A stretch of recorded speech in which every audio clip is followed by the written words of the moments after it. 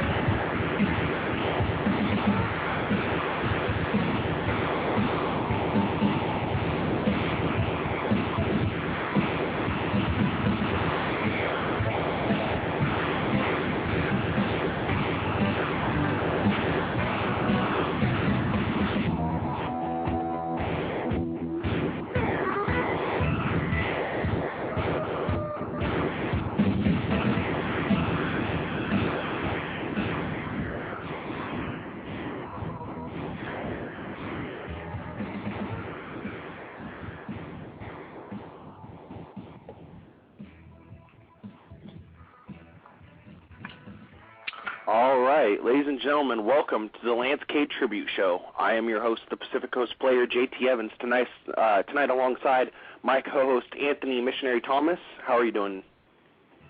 I'm doing pretty good there, JT. Just pretty much where I guess we're looking forward, kind of, to discussing a little bit about Lance Cade's career, obviously, and it's, for the most part, I'm doing all right tonight now. Well, it's kind of sad Lance died. We had a couple people that joined us, and we're going to go to them here in just a little bit with some pre-records. People that joined us were Pete Gass, formerly of the Mean Street Posse, as well as the HWA, Heartland Wrestling Association, trainer and owner, Les Thatcher. We're going to get to those interviews just a little bit. But, I want to talk about his career a little bit before we go ahead and kick into those interviews. A lot of people don't know this, but before Lance went into the WWE, he actually was wrestling overseas with current WWE superstar Bryan Danielson as a team for Frontier Martial Arts Wrestling, and they worked as a tag team for a while before separately going their ways. When Bryan Danielson left, Cade stayed in FMW and faced off against ECW wrestler Balls Mahoney. Did you know that? No, but you know what? That doesn't surprise me. I mean, anybody that has any idea about, Japanese pro promotions, FMW, Frontier Martial Arts Wrestling, was probably one of the most hardcore, violent, ECW-esque promotions in Japan at the time, or I should say vice versa, depending on, how you look at it. And, that was definitely a way, pretty much people in FMW become great wrestlers, so. Yeah, not only was he in FMW, but after leaving FMW, he got signed not too long after that, and got signed to WWE, went down to Memphis Championship Wrestling, where he met Pete Gass, and we're going to hear some stories from Pete Gass here in just a little bit. And then after leaving Memphis Championship Wrestling, he moved on to the HWA, of course, the Heartland Wrestling Association, where he would team with Surfer Cody Hawk right before Cade joined the WCW wrestling camp in Heartland's Invasion Angle. This was right around the same time WWE had their Invasion Angle, but Heartland did the same thing with the WCW guys. Right, and, we also have to talk about the fact that the guy who trained him is the legendary Heartbreak Kid, Shawn Michaels, and that was back in, I believe it was 98, 97 is when he was starting his training with Shawn, and he made his actual debut in 99 before he went to Japan. But, you can definitely tell, it's definitely sad that, a student of Shawn Michaels, a guy who was in and out of WWE, coming up through the ranks, coming up through Japan and Heartland and everything else like that, obviously left us so soon. Yeah, I mean, he was what, 29 years old. I mean, that's pretty sad. People have posted on the internet their thoughts and opinions, both professional and unprofessional opinions. We're not going to get into that tonight. Tonight's about celebrating the life that was Lance Cade. I don't know if you knew this, but at one time he was actually managed by Kenny Bolin. Really? Oh, was it yeah. when he was OVW with, well, I was about to say Chuck Palumbo. When he was in OVW? Yeah, it was when he was in OVW. He found Rene Dupree, and they both joined Bolin Services. Oh, okay. So, legendary OVW stable for the most part, Bolin Services. Oh, yeah. Bolin Services have been around for a while, but, we covered a little bit about Memphis Championship Wrestling. Why don't we go ahead and get to the Pete Gass interview? How's that sound? That's fine by me. All right, you're going to hear from Pete Gass, and we'll be right back after that. We have 1/3 of the Mean Street Posse, Pete Gass. Pete, how are you doing? I'm doing great. How are you doing? Could be doing better. Wish we were speaking on different terms. Of course, we're here mourning the loss or celebrating the life that was Lance Cade, so to say. And we've got a couple of questions for you, so if you don't mind, let's go ahead and get started. Yeah, I'm ready to go. It's just really sad to see I lost another good friend of mine. Yeah, they're falling way too young. Of course, he passed away before even he hit 30. And my first question for you is, being that you knew Lance Cade, what would you say that he wanted the fans to remember him most for? I just think that he was the type of guy that wanted to be known for his work ethic. I mean, he's a hard worker, and ever since he was 19 years old and he came into Memphis, I remember his first day there. I looked at this kid and I was like, wow, he's got all the physical tools that he needed, and he looked like a young Bradshaw ready to come up, and he has that same body type, and he was physical, and he was a great athlete, and I think that's what he wanted people to remember him by, and I wish he got to show people what he really was made of and became a high profile guy, because he had all the physical tools to do that.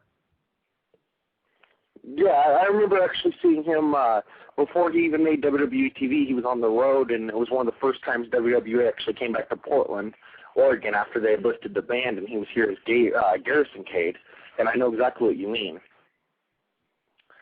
Yeah, so there's no doubt. The ability he had, he could jump through the roof. I mean, he was a 6'5", 6'6". I don't know his exact height. I know he was taller than me.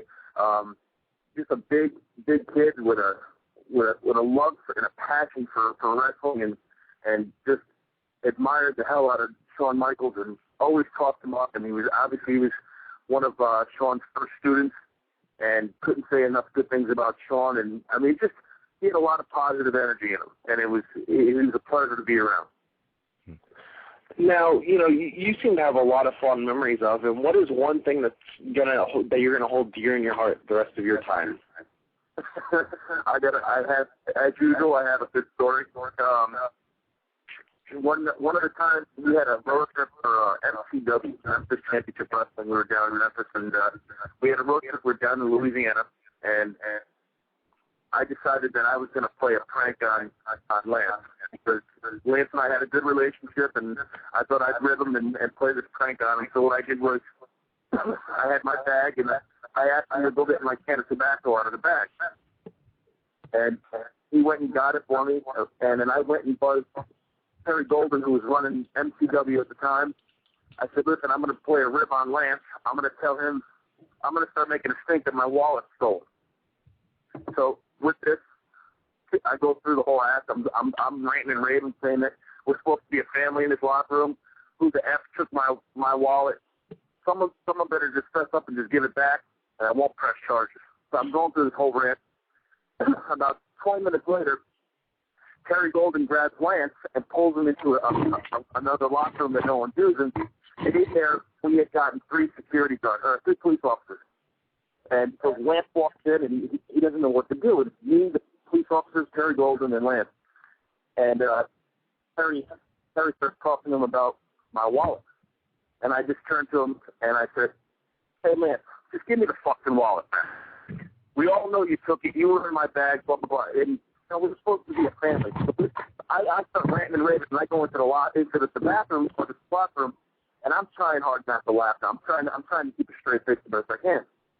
So then he's trying to state his case and the whole thing, and I come back out, and I'm like, I thought we were friends. I can't believe this. If you needed money that bad, you could have came to me. I would have gave it to you. Like, he was going through this whole thing. So finally, the police officers, this is going on for like 15, 20 minutes. And he's trying to plead his case. So he the bullshit. They go, and the cops decide that it's time to cuff him. So they start grabbing him, put your hands behind your head, and he goes into a panic, and he lets out a scream, Terry, I'm being set up. And it was just like, as soon as he yelled that, like, no one could hold it back anymore. The five of us started cracking up laughing, and all I could do was give the kid a hug. I waited for the longest time for him to get me back on this rib, and he never got me back. I thought he was going to do it immediately, but he never did. But he was that type of kid. He went along with it. He would never do something like that. It just made it more fun. But he was the type of guy you can joke around with, and it was just one of my dear moments for him. That's a funny story. Now, if you were to write a book about Lance's life, what would the title be? Wow, this is sounds pretty deep. Wow, I would say dedicated. That's a good one. He was dedicated to wrestling would be the title, because he was. He was a kid that came straight out of high school. He went straight into wrestling. Wrestling was his life. He did. I mean, I remember being in Memphis, going to schools on. We would have class all day Thursday in the ring and bumping around, and he was always trying to perfect something and try to work hard. And he always kept his nose clean, and he was always he was dedicated to the sport. He watched tapes for hours and hours, and like I said before, his love for Shawn Michaels and he. I mean, when I say he used to talk about it, and you see it in his eyes when he talked about Shawn, the passion that he had for Shawn, and how highly he thought about Shawn Michaels was just, I mean, it gives me goosebumps just talking about it, how he really felt about Shawn and the actual business itself. Now, my co-host, Anthony Missionary Thomas, has a couple questions. So, Anthony, go ahead. Yeah, hey, Pete. I actually wanted to know, how did you guys become friends? Like, when did you guys, when was the first time that you guys crossed paths and you guys became friends? It was the summer of 2000. The Mean Street Posse had been in the business. We had been sent to Memphis in May of 2000, and I think shortly after, maybe 2 months later, maybe it was July, I think, Brian Daniels, he came in, Brian Kendrick, and Lance. They came, and another guy, his name was Shooter Schultz. They all came. The four of them came in from Shawn's school, and they had been signed to developmental contracts. And ever since then, I've known Lance. The last time I saw Lance was at the 15-year anniversary of Raw, when I got the honor to do that up in Bridgeport, Connecticut. And he and I actually spent a lot of time. Me, him, and Brian spent a lot of time before the doors opened. A lot of the guys hang out in the seats where the crowd sits and just talk and just kind of catch up. And he introduced me to a bunch of guys and guys that are current that I hadn't met yet, and it just it was nice. I mean, so to answer your question, it's been since probably June or July of 2000. I've known him. Now, I'm sure over that time, obviously many years. What was like one of the favorite matches of Lance that you saw? And you went, wow, this guy's got talent. I'll be honest with you, the best match I saw I saw the one with him and Shawn, which I thought it meant a lot to him. I know I wasn't there for it, so something like that I know was special to his heart. But to be honest with you, I've seen him do matches in Memphis that were just. He had a match against Joey Ass, which was off the charts, and they had tables, ladders, chairs, and there was blood. This kid, like I said, when I said before, he was dedicated, and he loved his family, and he loved the business. But to answer your question, I guess I'd have to say the match with Shawn just because I know how much that meant to him because that was his mentor. Right. I guess I'll say that. But like I said, I've seen matches with him in Memphis, and I've been in matches with him in Memphis, and I'll never forget him. He was a great kid. Yeah, pretty much. The Shawn Michaels matches obviously is the highlight of his own personal career. I can definitely see that. What kind of impact did Lance Cade have on the people around him? Lance, I mean, what you're talking about, I don't know if you're talking about up at WWE or if you're talking about even down in, Jonesboro, Arkansas, where there's, you get these matches where there's some matches in Arkansas we wrestled in front of like 6 people. Yeah. But he always got a reaction, and he knew how to fire up a crowd if he was a babyface and get people to hate him if he was a heel. I mean, he knew how to work the crowd. He was, like I said, he was a student of it, and I mean, it's great to talk about Lance the wrestler because Lance the wrestler he worked hard at it. Yeah. But now that he's gone, I think what we should really be doing is talking about Lance the man because that was someone who was special, and he brought a smile to people's faces in the locker room. He he had a family that he loved very much. I know he had been with the girl that he was currently with when he passed away. He'd been with her, if I'm not mistaken, since he was 19. Wow. They met in San Antonio. So I mean, he's a passionate guy. I know he loves her very much. I hope I'm not making mistakes. I'm pretty sure it's the same girl, unless he married someone else better. Right. So I haven't caught up with him. I didn't get a chance to catch up with him on that aspect of his life. But but as a man, no one disliked him. He wasn't the type of kid that you're like, oh, he's a dick. He's the type of guy that he's arrogant. Right. He thinks his shit doesn't stink. It wasn't like that with him. He was a type of guy you respected and you liked. He was just that type of guy.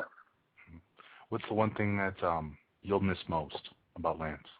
I would just miss him just being able to talk to him and just being able to, like I said, I was at that show in Bridgeport for that reunion, and it was the first time I seen him. We gave each other a big hug, and we went out into the crowd and started talking. Where the crowd sits and started talking, and it was like he never missed a beat. And it was just because, he's just a down to earth guy, and you just being able to have conversations with him, and we told old stories about times down in Memphis and all that, and had a bunch of laughs, and it was just, I would just miss him as a man, just his personality, I guess. Thank you very much, Pete. Now Andrew has a couple questions, so Andrew, go ahead. Yeah, Pete. Outside of wrestling, what do you feel was Lance Cade's true passion in life? His family. I know that he thought very highly of his family. I know that he had a stepson that was a real little guy, and I mean, I know his wife at the time was living in San Antonio still, so I know his wife was difficult as far as maintaining a relationship, and as any wrestler has as far as being away from their family for so long. But I know that his family meant a lot to him, and it's sad. He's leaving a lot behind, and I don't know. I'm not a doctor. I don't know what happened, but it's just if it's foul play, I don't know. I don't know if it was something that he took or what, or they said it had heart failure. Well, something triggers that, and I don't want to piss on anyone's grave. I just hope anyone that listens to this, or any of the boys that listen to this, that if they do have a problem and it turns out that this is what happens with Lance, just wakes up, just realize that we're not Supermen. That we are human, and we like to think we are because we can handle a lot of pain and punishment to our bodies, but eventually, that stuff catches up to you. So I just think to answer your question, I start ranting on these things because it really hits home because now since I was in Memphis, A bunch of buddies of mine that I'm on Facebook with, we had conversations, and I've had conversations on the phone. This is the fourth guy that we've lost in the last 10 years. And it never gets any easier. We were talking about doing a 10-year reunion this summer, which never went through. I hope we're going to, Charlie Haas, hopefully we'll get this thing organized and we'll get everyone together. But, yeah, we're hoping that everyone that was there kind of makes it, everyone survives. Because it gets frustrating, like, there's certain guys you can talk to, and you only talk to them when one of your brothers has fallen, and it's sad. I don't know why this shit happens, but it's just frustrating. Yeah, hopefully you won't lose any more before you all get a chance to get together. Now, we all know Lance Cade was more than just a wrestler. Is there a favorite personal story about Lance that you're able to share with our listeners? It was just one that I was, to me, I guess it may have had to be one of those things where he had to be there, but to me, it just showed who Lance was. Lance was so, at the time, he was 19 years old, he was very naive, but he was a great kid, and I knew that he'd be able to handle it, and I always knew that he was going to make it in this business because he just had, like I said, he had this passion. But as far as that story goes, I just think that that was just one that I thought was fun. I mean, he was the type of kid like him, Brian Kendrick, who, and what's his name? God darn, Daniels. These guys would never, like, Joey Ass and I would travel to a show in Arkansas or whatever, and we would always have a cooler of beer, and we'd always, after a match, go out to the truck and have a couple beers, and we'd always invite these guys, and these guys would never touch the beer. They were so dedicated to what they were doing.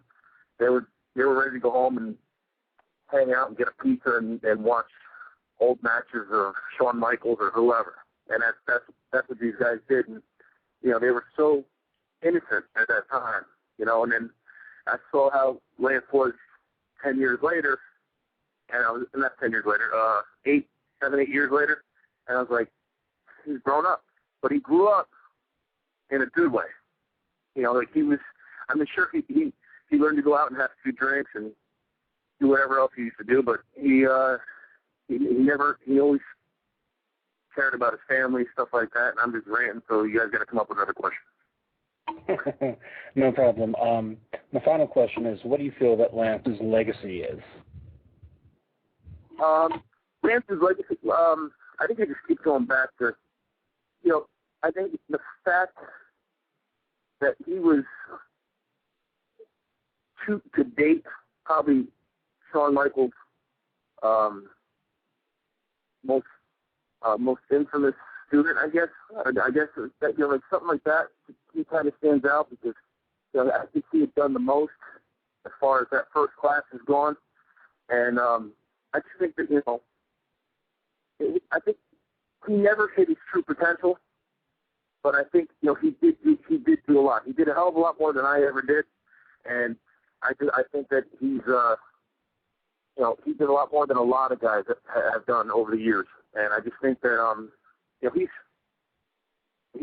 was a special guy, and I guess he had a bunch of straps over the years, and probably that's a lot more than I ever did. But I just think that his legacy, to go back, his legacy is just of a guy that cared, and a guy that was dedicated to this industry, would do anything. I know he was going overseas. He was doing a lot of things like that. He didn't want to leave the business, and we lost a great human being. We lost a great wrestler, but we lost a great human being. Now, I wanted to thank you for joining us for this tribute. Is there any last thing you'd like to say about or to Lance that you never got to say? Yeah, I'm going to try to say this without choking up, because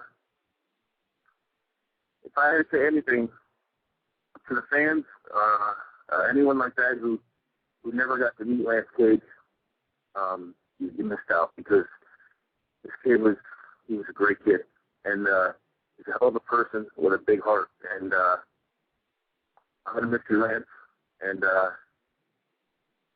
hope you're in a better place. And that's it. Thank you very much for taking time out to do this.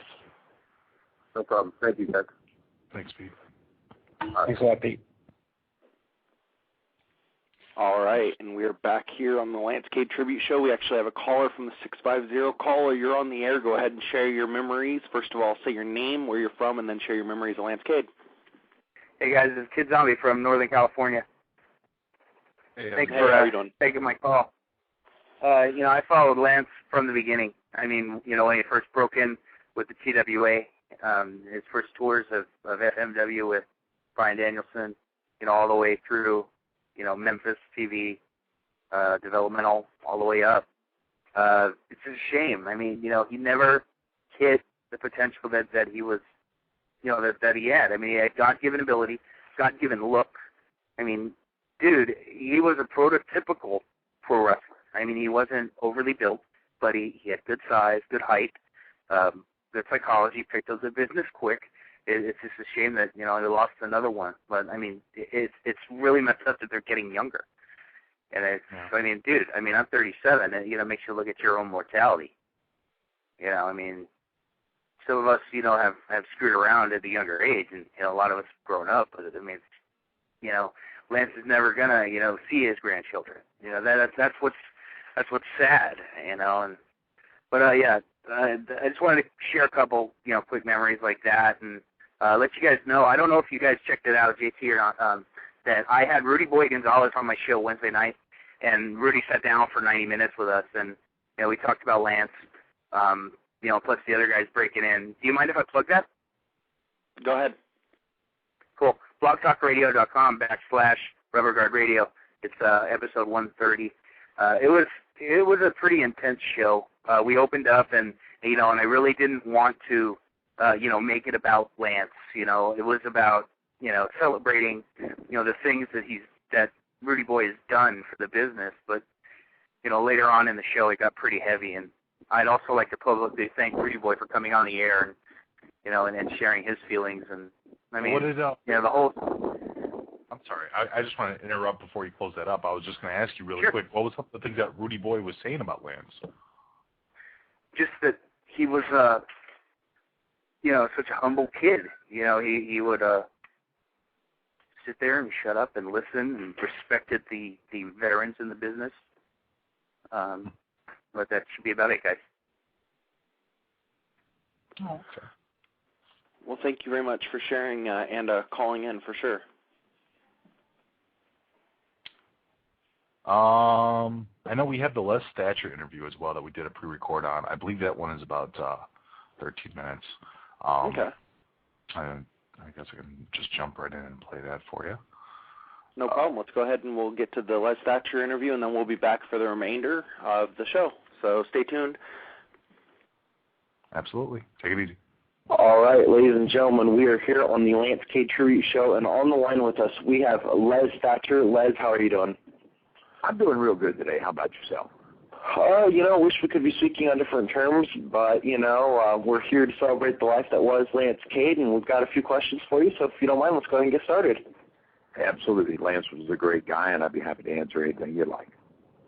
I got to ask you, being that you were around Lance for a while, what is one thing you think Lance will want his fans to remember him for?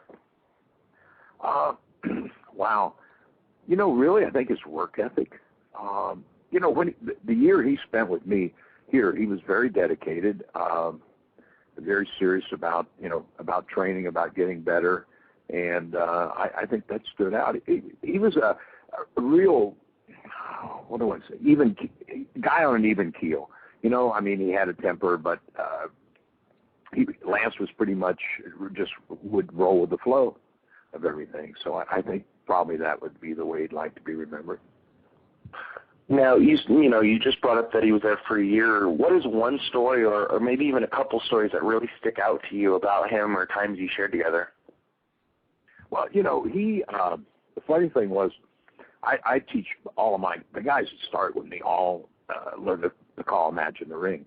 And when Lance first came in, he had the same look, hair, and so forth as one of the kids that had started with me. So I put them together as a team. One of the reasons they didn't gel was because Lance was fearful of calling a match in the ring, and the kid that started with me, you know, that was the way he usually went, you know, lay the finish out match. So anyway, this was just something that, you know, so I separated them, and anyway, Lance worked out better as a heel and did really well with Steve Bradley and Mike Sanders and that bunch of guys. So anyway, fast forward to finishing up his run here, and we were doing our last TV at OVW Studios, and Lance was my heavyweight champion at the time, and we're switching the belt over. And so anyway, they had a very good match. They came to the back, and as Lance came through, Jimmy Cornette and Danny Davis and I were in the office, and Lance came through. We told him what a great match it was, and we thought it was really good, and appreciated him doing the job on his way out. And he turned to me and he said, and we called it all in the ring. And he was just so proud of that because he had progressed, you know, and that is the art of the work, honestly, you know. But anyway, that, and the fact that we kind of played with him a little bit, trying to get his personality to come out. They had him come out dancing to, I can't remember what the song was now. But anyway, it was a rap song, right? And as a cowboy, but the point was, it wasn't to make fun of him. It was to bring him out and make him, you know, physically project himself a little more, and it worked. I think he progressed a lot for us here. Now, if you were to write a book about his life, what would the title be? Wow, you know what?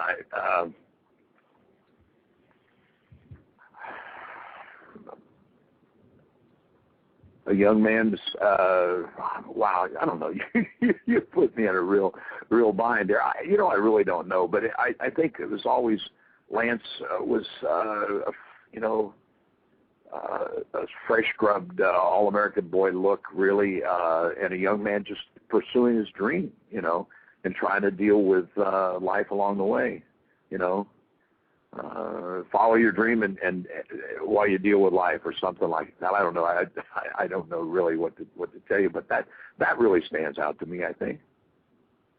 Now, my co-host Andrew Carlick has a couple questions, so I'm gonna kick it over to him. All right, fine. Hey, Les.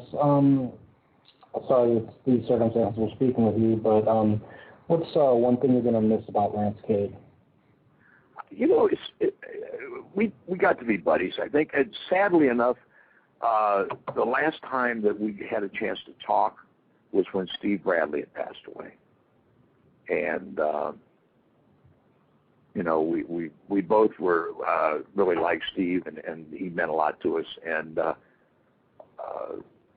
it's just Lance was easy for me to get along with, easy for me to work with, and like I say, he rolled with the punches, and I don't care what it is, who it is, we all go through, life with something we don't like, and we have to do something we don't like. But he was real good with it, and he tried to adapt to everything, and I think that's it makes as a trainer, as a promoter, it makes things a lot easier on those when we have to do our job.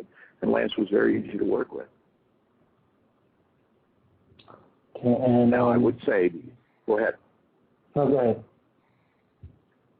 I was going to say that he was the last, of course no one knows for sure exactly what the cause of death is, heart failure. But, I know I hear all the talk about drugs, and I realize that, he did have a problem. But when the time he spent with me, he would have been the last guy, the very last guy I think that I would have thought would have ended up like this. And, that makes it even sadder, I think. I was thinking about it today, doing this with you guys, and I thought, during the year he was here, I think my guys were drug tested twice during that time, and I don't even remember him showing up with anything, through that whole period of time. And I never had anybody who was serious, with anything like that, but he was. I think he tested clean off every time. So he would have been the last guy that I would have suspected, that it would have come down to this, and that makes it even sadder, I think.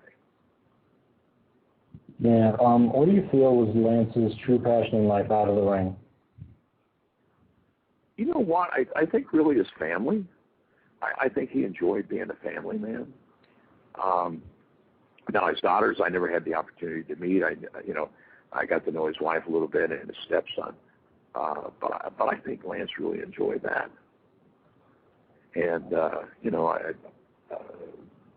because as far as hobbies, I don't really know that he had a hobby as such. But I know he enjoyed being with his family. And I know I've heard him lament different times, about how much he missed his family when they were apart for a long period of time. So I think maybe that would be it.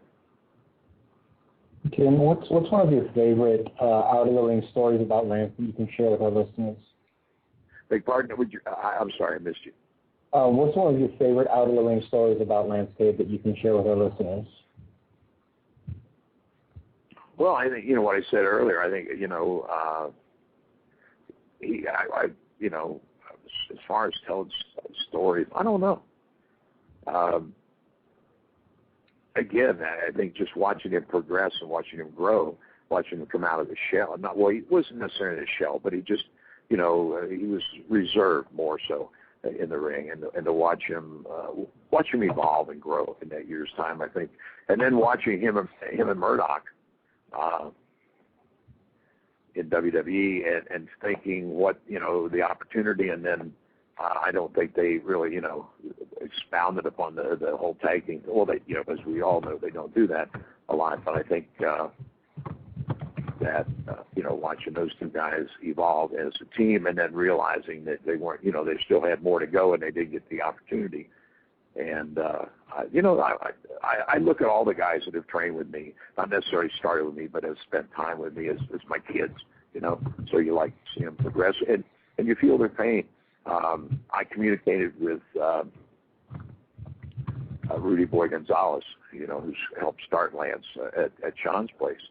And we were trying to, how do you deal with this? And I said, you can just do what you can do and give of yourself, and everybody makes their own decisions. But, and Rudy was saying the same thing. It was like one of his kids. And so, and maybe the funny thing is the first person that told me that Russ Haas had passed away was actually the first two people were Lance and Steve. They came into the office that Saturday that they found Russ, and they were the first two that made me aware that it had happened. And I just, wow. It's a real travesty, and it's bad enough to, just waiting on, on news on Johnny Walker, Mr. Wrestling 2, and with his heart surgery. And, you realize as we all get older that we start coming apart. John and I've spent a lot of time on the road, but with Lance, having spent a lot of time with him and seeing his ups and downs, just the fact that he's gone and at such an early age is really a travesty. Everybody's trying to point fingers, and it ultimately comes down to you make your own choices. Things don't fall in place for any of us, I don't think, and especially in the entertainment / sports, professional sports, there's a lot of pressure, and everybody deals with it differently, or don't deal with it at all, or find some varying degree in the middle there. And so, it's just it's really been a tough week with he and Wrestling 2 both in this situation, and Wrestling 2 with a heart attack. But I just, I can't say enough good about Lance in knowing him and my time with him, and we all have our crosses to bear, and we all have our demons. They all come in different sizes, shapes, and forms. But so you just got to understand if you knew the guy, the real guy, and I've heard some stories that he was followed his ego up there, and that I couldn't say. I can only say what Lance Cade and I do, and it was an enjoyable time, and I really feel his loss. Okay, just one last question, Les. What did Lance Cade mean to the wrestling business, in your opinion? What did he mean to the wrestling business? Yes. Well, I don't think his potential was really ever tapped. I think they probably had started to do that when they had him involved with the deal with Shawn and Jericho. But I don't think they ever really tapped him. And for what reason, I don't really know. I think, like I say, especially with Ian Murdoch, and even regardless of this silliness of Murdoch trying to sing, I think there was more to them as a heel team, and they could have done better. Or been used, I shouldn't say they could have done better, could have been utilized better as a team. I don't think his potential was ever reached, sadly enough, and I think he had a lot more to give. It's just never there's never the right time or the right place. So as much as he may, he followed his dream, lived his dream to a certain degree, I think, to give him his due, there was more to him than was brought out, and in our business, sadly enough, that happens a lot. You got to be in the right time, the right place, in the right environment, the right political thing, as it is today, to get the chance to share what you have. And I don't believe he ever really got that opportunity. But, wow, I think when he worked, he worked hard and he contributed, and I think that's all you can ask for any of the guys, because the business takes more out of you than you ever take out of it. I don't care if it's financially or emotionally. I think you have to give more to get something. So Lance is unfulfilled, sadly enough, and I hate that he won't get the opportunity to show what I think was there. Well, I want to thank you for joining us. And, is there anything that you never got to say to Lance that you would like to say, or maybe that you never got to say about Lance to his face? I think the last time that we talked, again, it was just after Steve had passed away. And I think at that point I said, I love you guys. And well, he and I actually had communicated after that. But, I mean, that was a long conversation we had due to both of our caring about Steve. But I think he knew that I cared about him, and that if he needed my help or wanted my advice, I'd be more than happy to be there for him.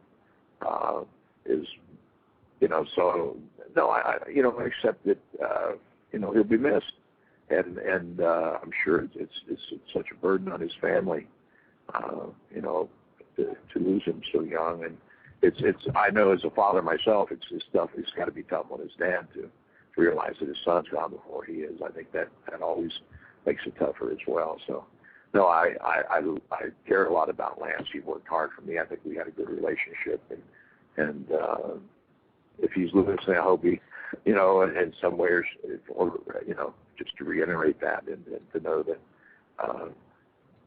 that he's in my thoughts and my prayers. Well, thank you guys, and again, maybe we'll do it sometime when it's on a little brighter note. But thank you so much for allowing me to say my piece about Lance. Thanks a lot, Lance. All right, and you have just heard from Les Thatcher. Those were his memories of Lance Cade, and now we're going to open the phone lines. And if you're listening in the chat room and you want to share a memory of watching Lance Cade or even meeting him, you can do so by calling 718-664-9835. I want to share a couple of memories myself first before we go ahead and share some more different information about his career. I remember going to a WWE house show. Now this is right after, and there's a long history in Oregon with WWE and not being able to come here. The first time they were allowed back, Lance was actually on the show, and this was when he was still pulling dark matches as Garrison Cade. I can't remember who he wrestled that night, but I remember being in the crowd and watching this kid and just going, man, this guy has it. This guy has it. He knows he knows what's up. He knows what he's doing. This guy actually has it. A lot of guys, you go in there and you watch the dark matches, and those guys just don't have it, which is why you don't see him in WWE for long. I mean, you've got, numerous different guys that have gone in WWE and done the dark match circuit and then disappeared before even making it to TV. But I remember that, and then I also remember getting to see him once he was Lance Cade, and just the dramatic difference in him. Like, body-wise, he was bigger. He had a different character completely and different persona and attitude. And I just remember watching those times and just watching him progress. I was one of the probably few that actually got to see him on the house show circuit. Oh, very cool. Mhm. I mean, did you ever get a chance to talk to him or anything like that? Unfortunately, at that time, I wasn't doing graphing or anything, which by graphing I mean like collecting autographs, so I didn't get to meet him. I know some people that did get to meet him and got his autograph and got to talk with him and stuff, but unfortunately I was never one at that time to go out and do the graphing. I was just one of your typical fans, go to the show, you know, watch some wrestling and go home. I didn't know about going to the loading docks and meeting people when they were coming in or leaving or going to the airports or going to the hotel back then. So, no, I didn't get a chance to, unfortunately. No, I mean, he really did have a pretty impressive career. I mean, you look at all the people that he wrestled. I mean, you know, there's some very common legendary names on there. Well, legendary to some, but like guys like Raven and Sabu and stuff like that. And then you just see other guys that are still coming up in the business, like Bryan Danielson, and you know, he wrestled Joey Matthews. You know, just Cody a Rhodes. lot. Yeah, right. Just a lot of various different guys. I mean, he was the best way to describe his career, in my opinion, is simply he was the guy who was intertwined. He was practically destined to become something bigger. I mean, he was a Shawn Michaels student, you know, his first, if I recall correctly. You know, which, well, I think it's one of his first. I think his first might have been somebody else. I might be off on that, but I don't want to sit there and make that mistake. But one of his first students, and I mean, obviously being trained by Shawn at the time, you know, I mean, Shawn has also produced guys like Bryan Danielson. So, I mean, to have that kind of legacy behind you is a hell of a kickstart into the wrestling business. And then for him to get matches, you know, obviously with Heartland, obviously him getting put through OVW and stuff like that, and obviously getting his time in WWE, he was the guy who was constantly involved in major angles, but from a secondary point. You know, when the Hardy Boys made their secondary comeback and they had the titles and everything else like that, you know, I mean, it was a mini feud, but there was, you know, Lance Cade and Trevor Murdoch, you know. For the most part, he's a guy that should have really ended up being on TV. He should have become on the level, on par with guys like, you know, DiBiase or even Randy Orton to some extent, you know. I don't know if it wasn't that he wasn't given the proper amount of chances. I think they just didn't find his exact niche in the WWE. You know, I mean, obviously when he came out with Trevor Murdoch, when they formed that tag team, you know, that technically they pulled a Dusty Rhodes on him. I mean, the only reason that they existed was a joke on TNA's America's Most Wanted. You know, basically WWE wanted to use somebody to go out there and, you know, pretty much be the established WWE version of America's Most Wanted. And, you know, they picked Lance Cade, you know, who they obviously changed the name of Lance Cade from Garrison when he first came in there during the invasion. And they changed him to Lance Cade and Trevor Murdoch, and they had a good series of matches with that, and they got over. You know, people really liked seeing Trevor Murdoch and Lance Cade on screen, you know. Good heels, country boys, you know, it worked. There hasn't been too many country boys really running through WWE in the last decade, you know. I mean, gosh, trying to think of the last technically hillbilly character, and that would be Jimmy Wang Yang, you know. So, oof. But yeah, I mean, in reality, he had so much to offer. I mean, it really is a shame. It's a shame because he was only 29. You know, obviously when WWE is pushing guys like Batista when he first gets in there at an older age, you know, because he was wrestling down in DSW forever. Oh, was it DSW or was it UPW or something like that for forever underneath Leviathan? And he was an older guy, and he became top of the company there for a while, you know. And I always thought that, you know, younger guys, you know, they always complain about not getting their shot, like in shoot interviews and stuff like that. You know, they always complain about not having a chance. And, well, you know, Lance had all the chances in the world, you know. I mean, he was definitely he was definitely able to become something great, I saw in the next 5 years or so.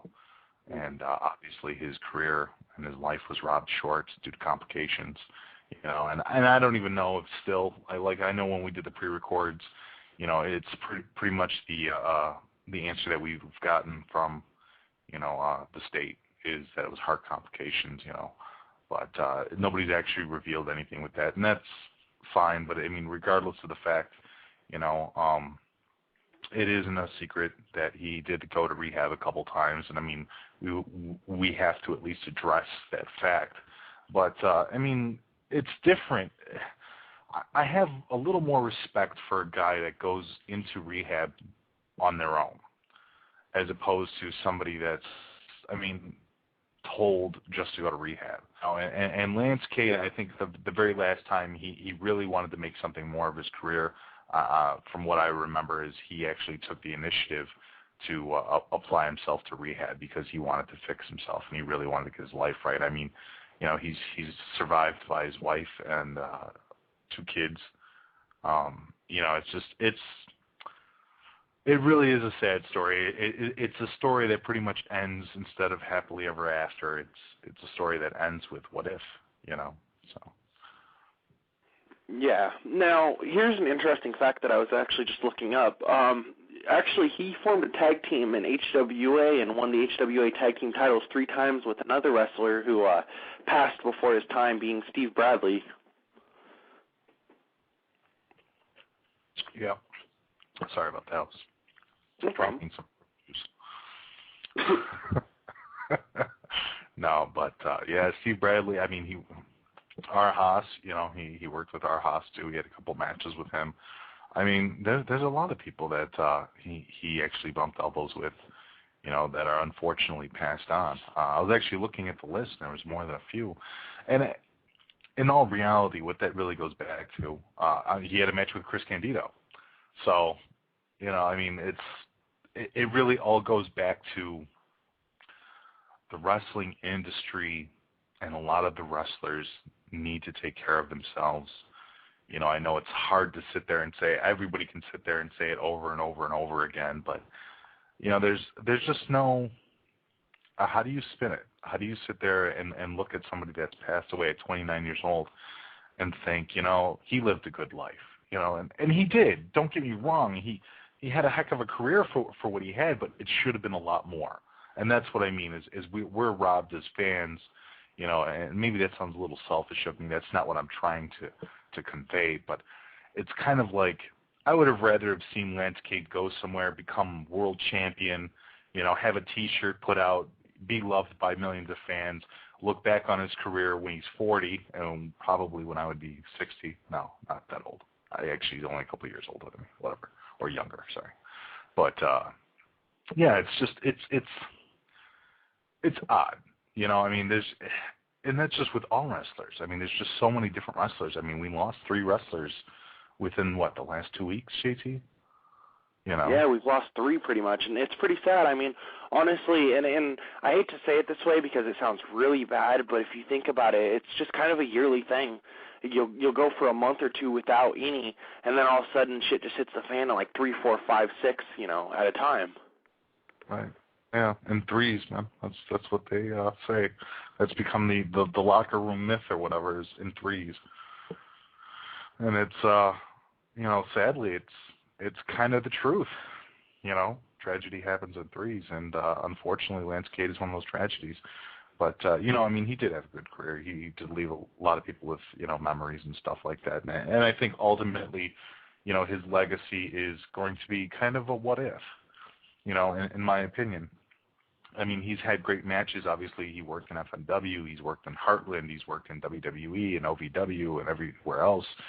And I think it's more tragic just because it's going to be one of those careers like, oh, do you remember that? You know, I mean, and this is how somebody would say it. I'm not saying it because I'm trying to be derogatory, but to be like, oh, do you remember that cowboy or that hillbilly tag team in WWE? Yeah, what happened to them? Oh, well, you know, he passed away.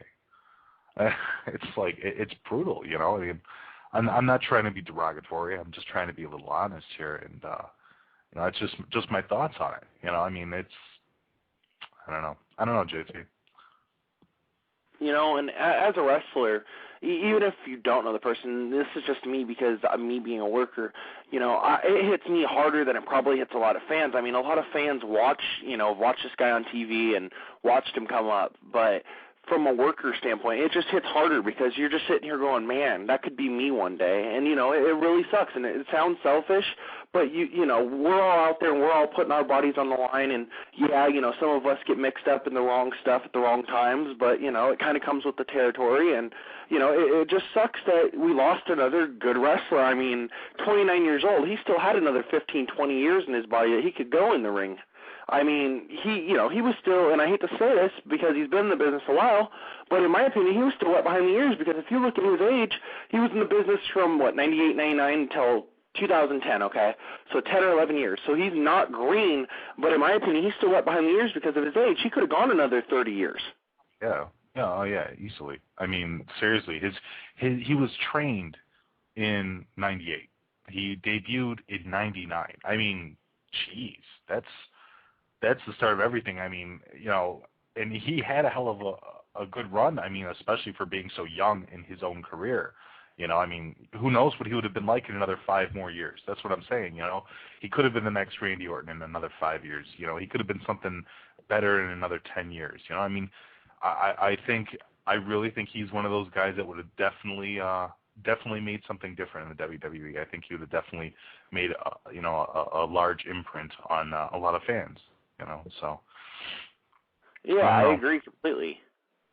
You know, and honestly, here's my whole thing is, you know, I'm sorry, you know, but I wish he hadn't gone. You know, it's selfish to say, but I'd rather see a guy, you know, pass of natural causes than somebody die because of complications, because of a heart attack or, you know, any reasons beyond that. I'd rather see a guy go because, you know, they lived their life to their fullest than somebody go before they were ready. Oh, everybody does. You know, I mean, it's easier to let go. It's easier to make sense of and understand when someone completes their life cycle, when somebody lives to a ripe old age of whatever it may be, 60, 70, 80, you know, when somebody lives long, you know, that kind of time. It's hard to understand, especially when we're in the age group, but it's hard to understand. It's hard to make sense of somebody passing away because of things like complications and everything else at the age of 29. You know, I mean, I don't know how else to put it. It's hard to accept any young man's death. You know, I mean, so many problems with that, you know, as it is, and obviously, you know, it goes back to there's so many problems with, you know, the guys, the wrestlers getting a union or insurance or anything else like that. And I'm not really trying to sidetrack to that, but I mean, he was released from the hospital a couple of days, or I think it was like literally a day, you know, before he passed. And you'd think that the hospital would have noticed this, but you know, it just, so many questions come up. You know, I mean, if Cade was 80 years old and this happened, nobody would have thought second about it. Nobody would have been like, well, did the hospital screw up? You know, what were these complications, et cetera? They would be like, no, he was 80 years old. He's lived a long, solid life. He's given his mark to the business. We will remember him for it. You know, here you have a student of Shawn Michaels. You know, here you have a guy that was pushed not once but twice in the WWE and was getting ready for a third run and had a lot of opportunity and chance to really get in there and become something, even though he was so young in his career. And, yeah, it was Rob Short. And there's just so many questions left, you know, so. I agree. And, you know, honestly, we just got a couple more minutes remaining. We are going to be doing a Skandar Akbar Tribute radio show. You know, here's the whole thing with that, of course, you know. With that, you know, he actually passed in his 70s, so he lived a full life. But, you know, this is dedicated to Lance Cade here today. You've heard from Les Thatcher as well as Pete Gass.